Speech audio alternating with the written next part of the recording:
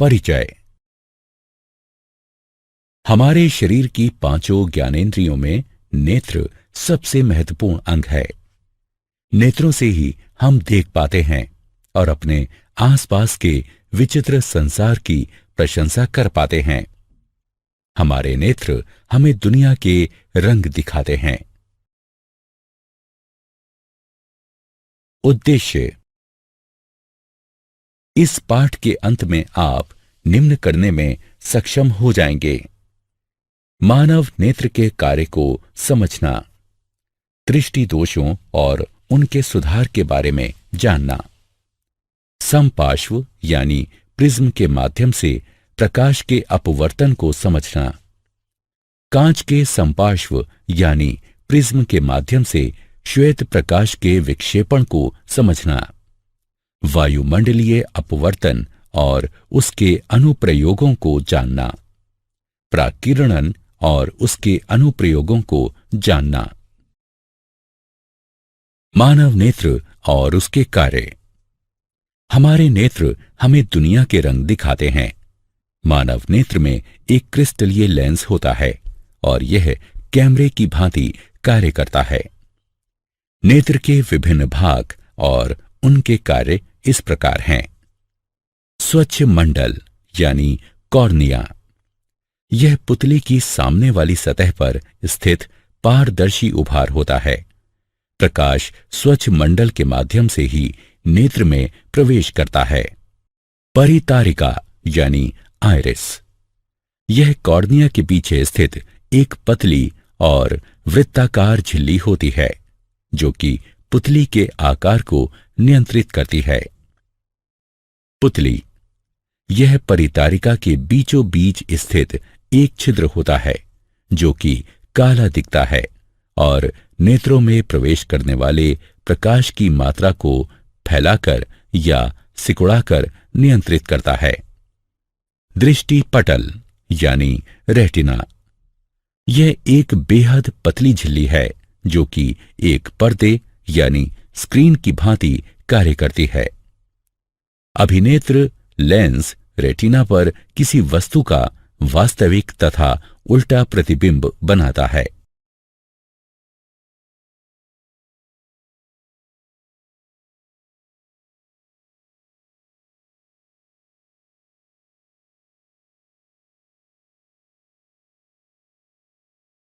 समंजन क्षमता।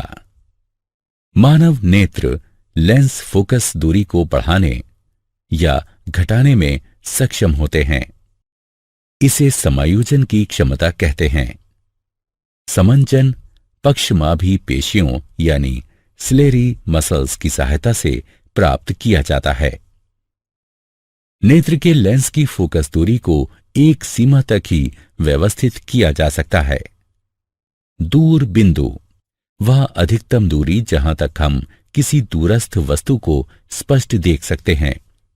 किसी दूरस्थ वस्तु को स्पष्ट देखने के लिए पक्षमाभी पेशियां ढीली होकर नेत्र के लेंस को पतला कर देती हैं।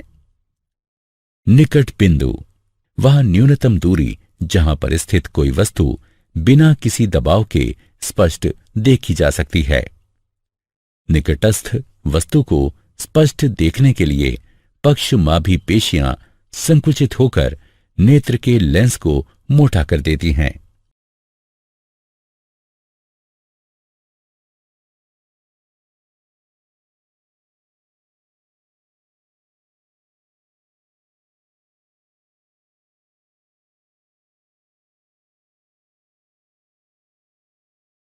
दृष्टि दोष और उनके सुधार। कुछ अपरिवर्तनीय दोषों के कारण नेत्र अपनी समंजन क्षमता खो देते हैं। ऐसे दोष 3 प्रकार के हैं: मायोपिया या निकट दृष्टि दोष। इस प्रकार के दोष से ग्रस्त व्यक्ति निकट की वस्तु को स्पष्ट नहीं देख सकता। वस्तु का प्रतिबिंब रेटिना के सामने बनता है। ऐसा या तो नेत्र गोलक के दीर्घीकरण के कारण होता है या नेत्र लेंस की अत्यधिक वक्रता के कारण। इस दोष को दूर करने के लिए अवतल लेंस का प्रयोग किया जाता है क्योंकि इनमें छितरन क्षमता होती है, जो कि प्रतिबिंब निर्माण के लिए प्रकाश किरणों को निर्देशित करते हैं।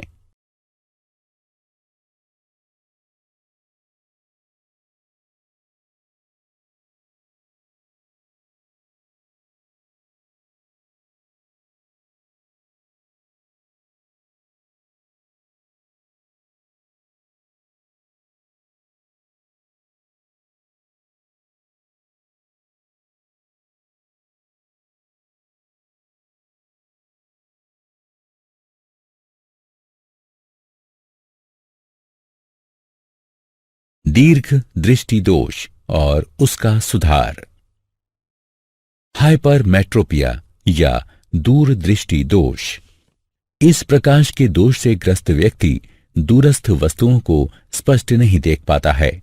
इसमें नेत्र लेंस के द्वारा प्रकाश किरणों का प्रतिबिंब रेटिना के पीछे बनाया जाता है। ऐसा या तो नेत्र लेंस की केंद्रीय लंबाई की वृद्धि के कारण होता है या नेत्र गोलक के आकार में कमी के कारण। इस दोष को सुधारने के लिए उत्तल लेंस का प्रयोग किया जा सकता है, जो कि प्रकाश किरणों को रेटिना पर अभिमुख करता है, जिससे प्रतिबिंबीकरण होता है और व्यक्ति दूरस्थ वस्तु को स्पष्ट देख पाता है।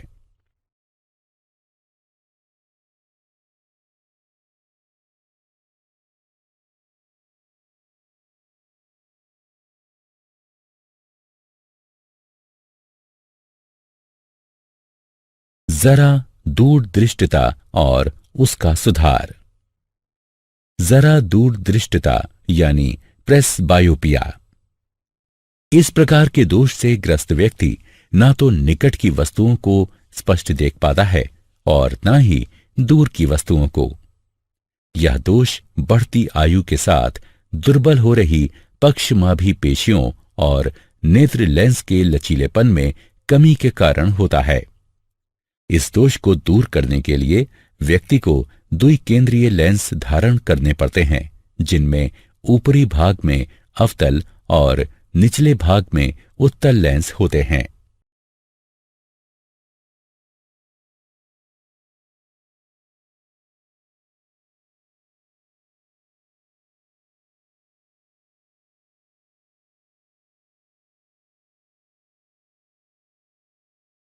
समपार्श्व यानी प्रिज्म के माध्यम से प्रकाश का अपवर्तन। एक माध्यम से दूसरे माध्यम की ओर यात्रा करते समय प्रकाश के झुकाव को अपवर्तन कहते हैं। इस खंड में हम समपार्श्व यानी प्रिज्म के माध्यम से प्रकाश के अपवर्तन की घटना पर चर्चा करेंगे।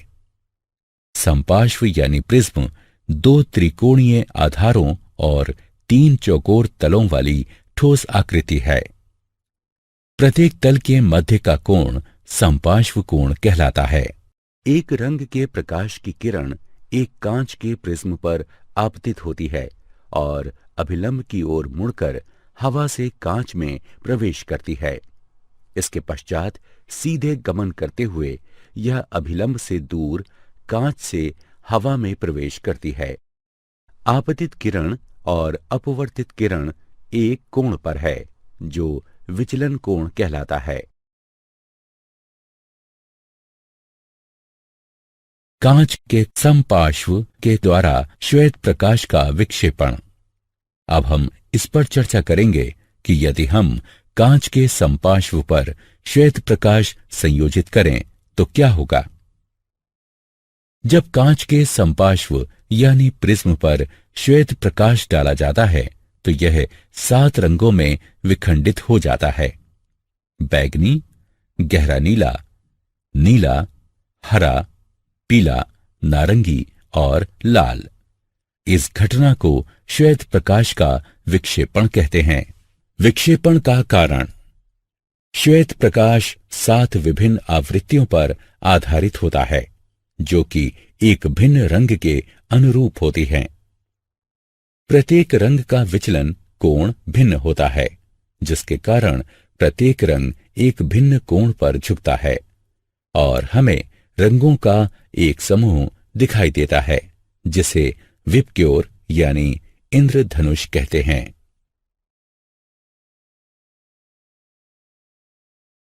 पुनर्संयोजन और इंद्रधनुष। पुनर्संयोजन।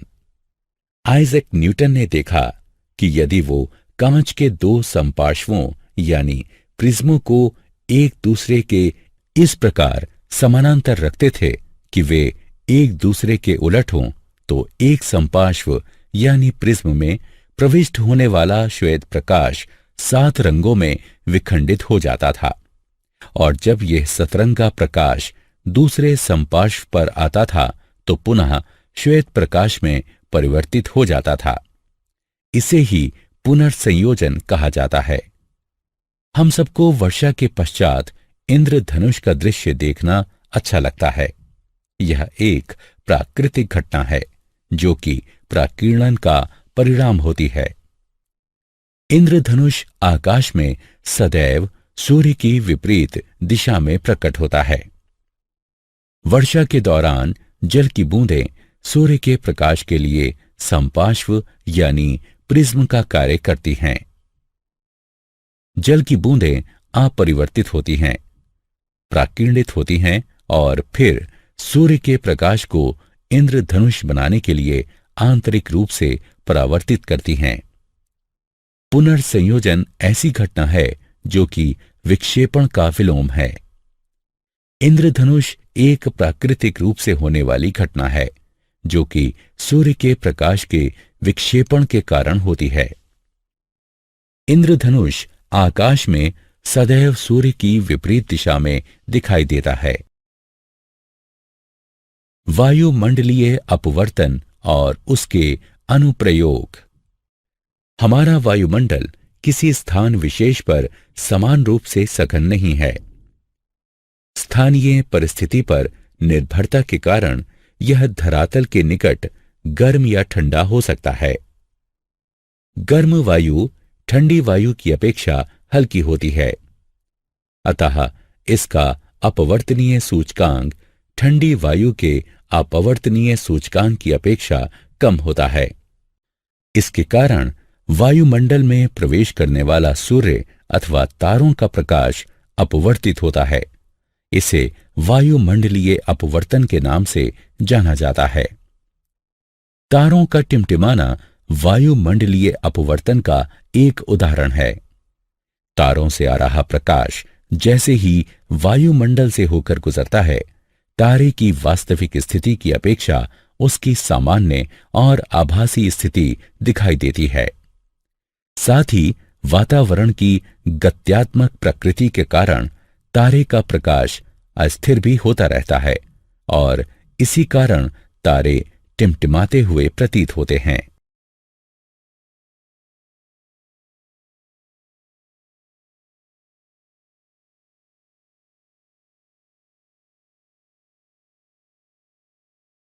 हमारे हिसाब से सूर्योदय तब होता है जब सूर्य क्षितिज से ऊपर आता है। जब सूर्य क्षितिज से नीचे होता है तब वायुमंडलीय परतों के घनत्व में अंतर के कारण सूर्य का प्रकाश वायुमंडल में प्रविष्ट होते हुए अपवर्तित होता है। इसके कारण सूर्य क्षितिज के ऊपर दिखाई देता है और सूर्य के वास्तव में क्षितिज पर पहुंचने से 2 मिनट पूर्व हम सूर्योदय देखते हैं।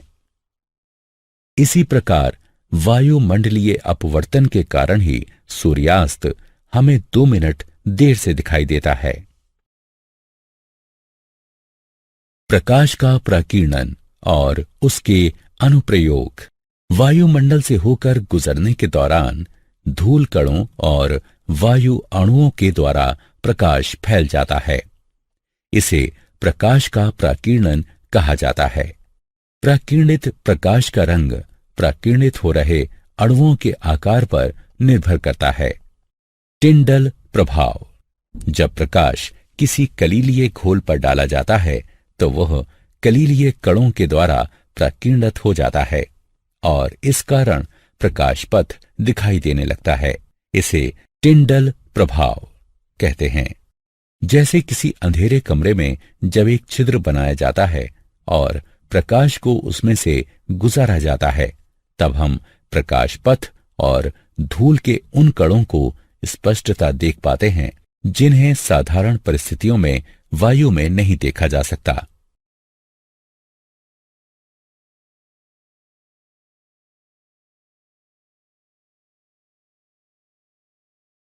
प्रकाश का विकिरण और उसके अनुप्रयोग।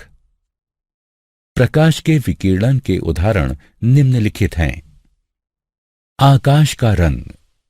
जब सूर्य का प्रकाश वायुमंडल से होकर गुजरता है तो अन्य रंगों की अपेक्षा नीला प्रकाश अधिक विकिरणित हो जाता है, क्योंकि नीले रंग का तरंगदैर्घ्य वायुमंडल के अच्छे कणों के द्वारा विकिरणित होने के अनुकूलतम होता है। अतः नीला रंग हम तक पहुंचता है और आकाश हमें नीला दिखाई देता है। इसका अर्थ यह हुआ कि यदि धरती का वायुमंडल न होता तो आकाश हमें काला दिखाई देता। सूर्योदय और सूर्यास्त के समय सूर्य का रंग।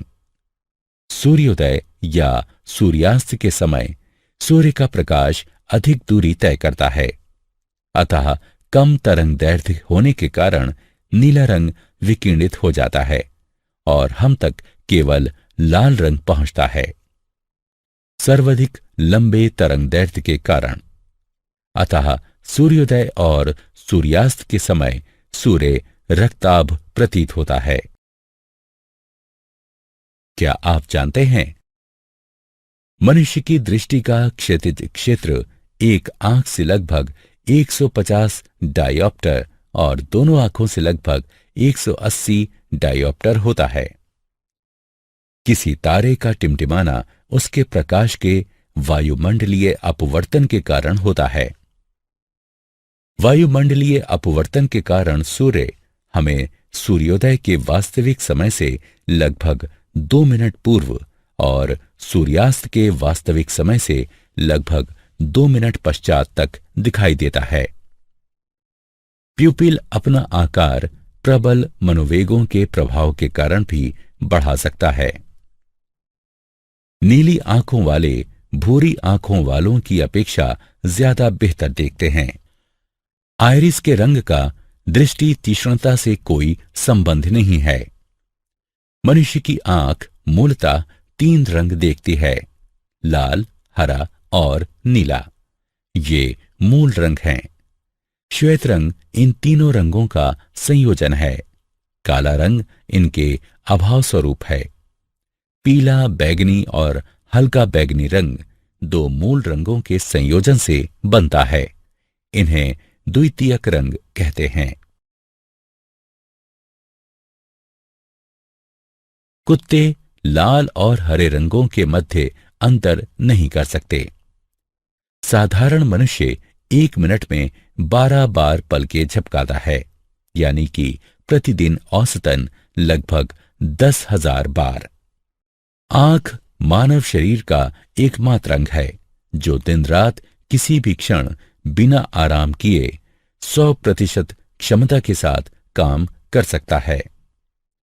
छींकते समय आंखें खुली रखना असंभव है। तुम्हारी भौहों के मध्य के स्थान को ग्लैबेला कहते हैं। अनुकूल परिस्थितियों में मनुष्य की आंख मोमबत्ती की रोशनी को 14 मील की दूरी से भी देख सकती है। मनुष्य काग की अपेक्षा कंप्यूटर की स्क्रीन को 25% धीमी गति से पढ़ता है। सारांश। आइए हमने जो कुछ सीखा है उसे संक्षेप में दोहराएं। मनुष्य की आंख में एक क्रिस्टलीय लेंस होता है और यह कैमरे की भांति कार्य करती है। आंख के विभिन्न भाग हैं: प्यूपिल, कॉर्निया, आइरिस, क्रिस्टलीय लेंस और रेटिना, यानी श्वेत पटल। मनुष्य की आंख के लेंस में केंद्रीय दूरी घटाने और बढ़ाने की क्षमता होती है। इसे समायोजन कहते हैं। मोतियाबिंद।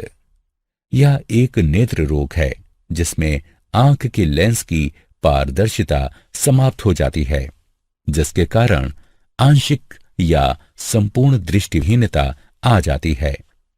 इसे शल्य क्रिया के द्वारा ठीक किया जा सकता है। समपार्श्व यानी प्रिज्म दो त्रिकोणीय आधारों और तीन चौकोर तलों वाली ठोस आकृति है। प्रत्येक तल के मध्य का कोण समपार्श्व कोण कहलाता है।